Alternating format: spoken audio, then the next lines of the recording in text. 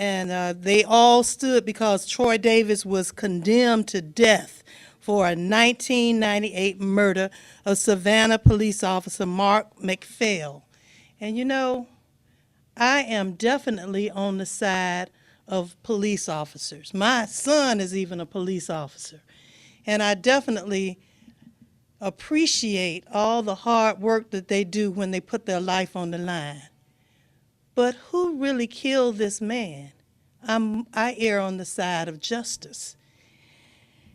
Yes, throughout the country there are many individuals who stand wrongly accused of crimes that they didn't commit. Sadly, children are growing up without their mothers and fathers due to flaws in the criminal justice system. Law-abiding citizens are losing valuable years in the workforce with their families and missing out on some of life's biggest joys, all in an effort to keep those who are supposedly guilty behind bars. I want to continue to ask all of you to pray for an inmate on death row, Troy Davis. He has been on death row since he was 19 years old, 22 years ago. However, 7 of the 9 witnesses who testified against him have recanted and changed their stories, even facing perjury. I tell you, let us look at this case once again. Don't put the needle in his arm until we have really looked at his case. There was no other evidence, no gun, no forensic evidence, just 9 people who testified against him. And now 85% of all of their evidence is not there anymore.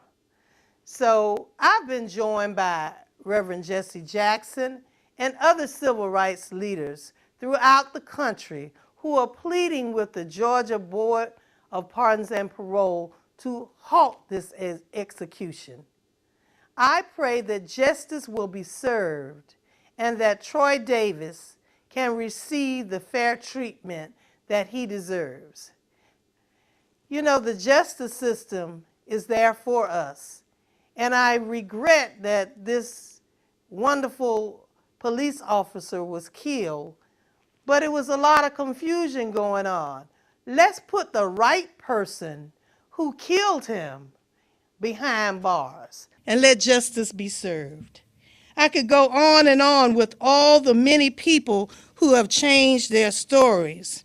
I'm appalled that this type of treatment has occurred in our state, and I will continue to be a vocal proponent of just judicial reform so that we can assure that only the guilty will remain behind bars.